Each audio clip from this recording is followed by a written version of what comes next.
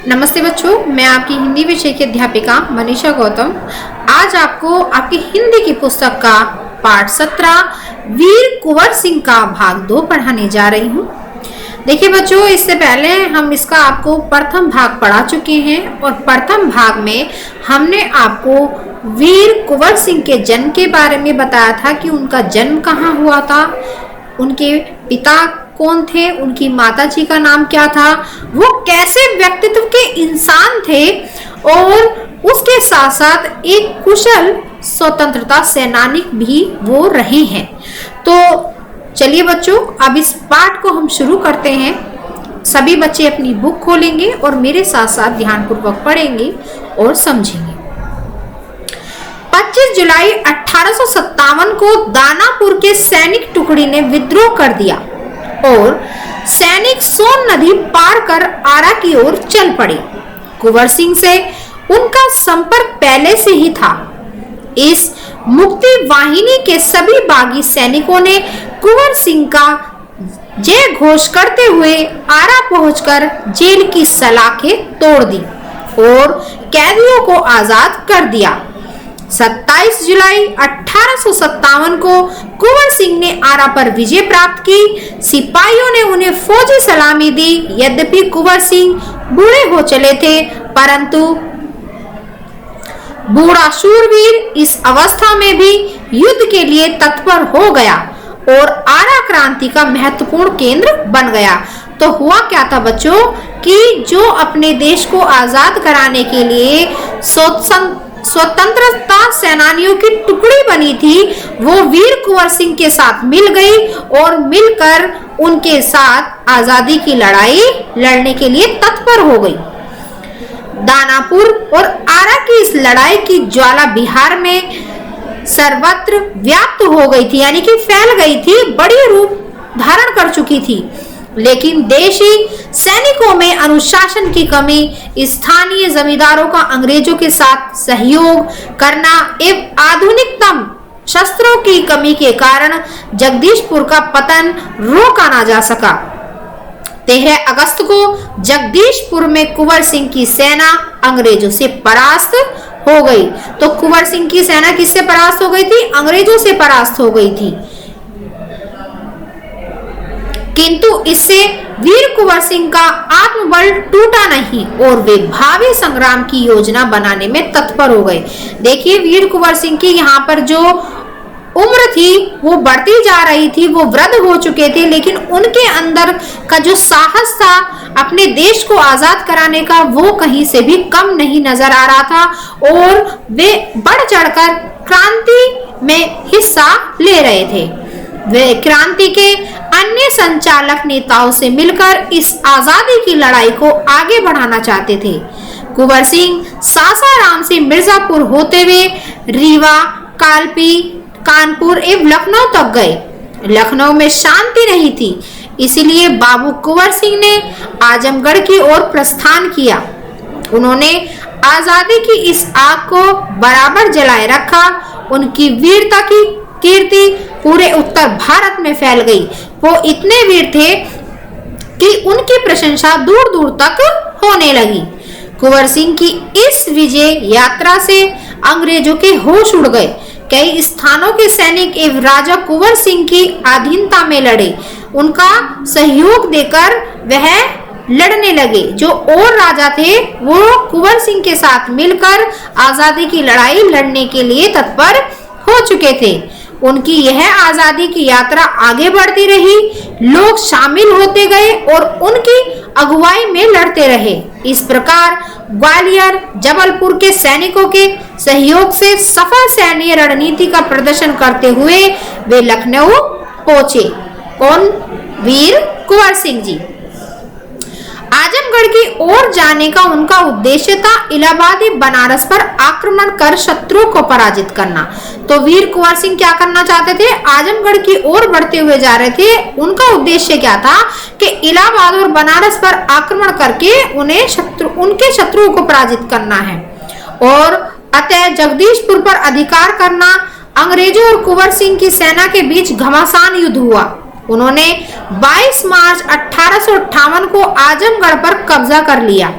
अंग्रेजों ने दोबारा आजमगढ़ पर आक्रमण किया। कुंवर सिंह ने एक बार फिर आजमगढ़ में अंग्रेजों को हराया। तो दोनों में क्या चल रहा था? युद्ध चल रहा था। किसको लेकर? आजमगढ़ को लेकर। इस प्रकार अंग्रेजी सेना को परास्त कर वीर कुंवर सिंह 23 अप्रैल 1858 को स्वाधीनता की विजय पताका फहराते हुए जगदीशपुर पहुंचे। किंतु इस बूढ़े शेर को बहुत अधिक दिनों तक इस विजय का आनंद लेने का सौभाग्य ना मिला। इसी दिन विजय उत्सव मनाते हुए लोगों ने यूनियन जैक अंग्रेजों का झंडा, जिसे यूनियन जैक अंग्रेजों का झंडा उतारकर अपना झंडा फहराया। इसके 3 दिन बाद ही 26 अप्रैल 1858 को यह वीर इस संसार से विदा होकर अपनी अमर कहानी छोड़ गया। तो देखा बच्चों, किस तरह से वीर कुंवर सिंह लड़े और अपनी वीरता का परचम वह लहराते रहे और अपनी साहस को मरते दम तक भी उन्होंने कम नहीं होने दिया। स्वाधीनता सेनानी वीर कुंवर सिंह युद्ध कला में पूरी तरह कुशल थे। छापामार युद्ध करने में उन्हें महारत हासिल थी। कुंवर सिंह के रण कौशल को अंग्रेजी सेना नायक समझने में पूर्ण असमर्थ रहे। यानी कि जो अंग्रेज सेना थी तो वो उनकी युद्ध नीति को समझ नहीं पाई। वो इतने कुशल थे युद्ध नीति में कि अंग्रेजों को भनक तक नहीं होती थी कि उनका अगला कदम अपने भारतवर्ष के लिए क्या होगा। दुश्मन को उनके सामने से या तो भागना पड़ता था या कट मरना पड़ता था। 1857 के स्वतंत्रता संग्राम में इन्होंने तलवार की जिस धार से अंग्रेजी सेना को मौत के घाट उतारा, उसकी चमक आज भी भारतीय इतिहास के पृष्ठों पर अंकित है। उनकी बहादुरी के बारे में अनेक किस्से प्रचलित हैं।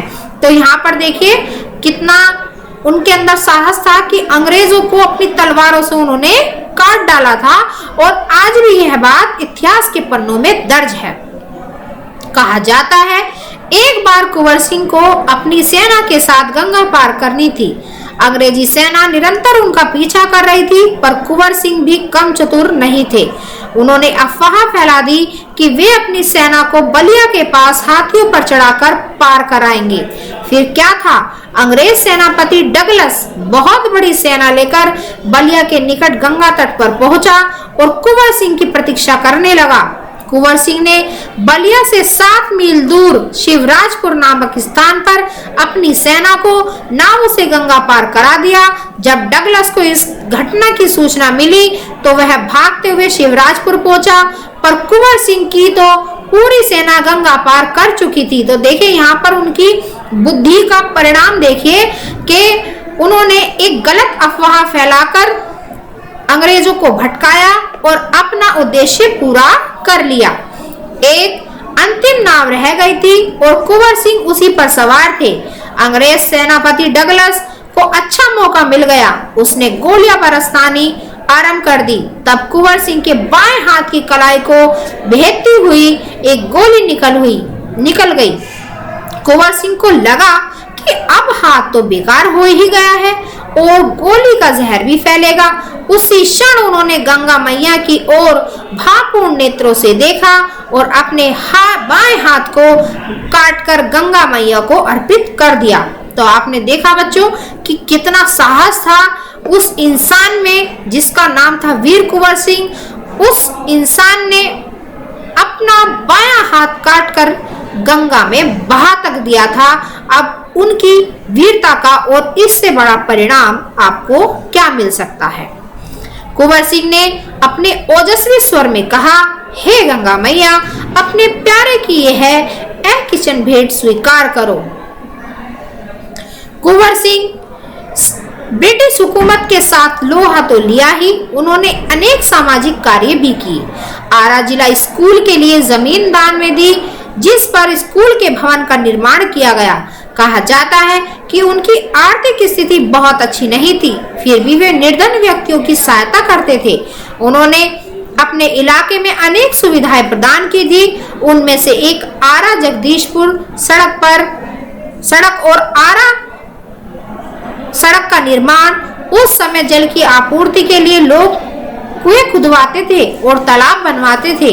वीर कुंवर सिंह ने अनेक कुएं खुदवाए और जलाशय भी बनवाए। वो निर्धन व्यक्ति थे, उनके पास इतना पैसा नहीं था कि वो लोगों की मदद कर सके, लेकिन उनका व्यक्तित्व इतना अच्छा था कि वे फिर भी गरीब लोगों की मदद करते थे, जरूरतमंदों की मदद करते थे।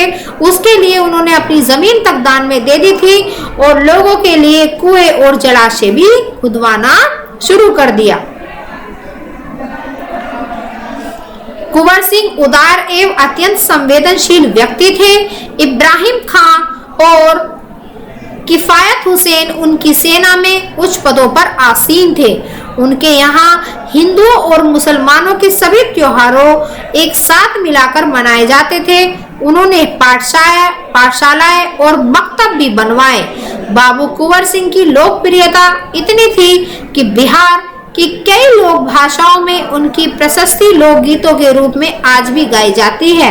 बिहार के प्रसिद्ध कवि मनोरंजन प्रसाद सिंह ने उनकी वीरता और शौर्य का वर्णन करते हुए लिखा है। तो क्या लिखा है, देखिए बच्चों, चला गया युग कुंवर अमरपुर साहस से सब अरी दल जीत, उसका चित्र देखकर अब भी दुश्मन होते हैं भयभीत। वीर प्रसवनी भूमि धन्य वह है, धन्य वीर वह धन्य अतीत, गाते थे और गावेंगे हम हरदम उसकी जय का गीत। स्वतंत्रता का सैनिक था, आजादी का दीवाना था, सब कहते हैं कुंवर सिंह भी बड़ा वीर मर्दाना था। तो देखिए कितनी अच्छी पंक्तियां उनके बारे में आज भी गाई जाती हैं बिहार के कुछ इलाकों में। तो देखिए बिहार आज भी उन्हें याद करता है, क्योंकि वो बिहार के एक ऐसे सपूत थे जिन्होंने आजादी में बढ़ चढ़कर भाग लिया और अपने साहस और अपने पराक्रम से अंग्रेजों को धूल तक चटा दी। तो देखिए बच्चों, आज हमारा यह पाठ यही खत्म होता है और हम आशा करते हैं कि सभी बच्चों के ये पाठ अच्छे से समझ में आ गया होगा। और अब आपको इस पाठ की कम से कम एक बार रीडिंग तो जरूर करनी है, ताकि आपको इस पाठ की पूरी कहानी समझ में आ जाए। ठीक है बच्चों, तो यह वीडियो हमारा यहीं समाप्त होता है। धन्यवाद।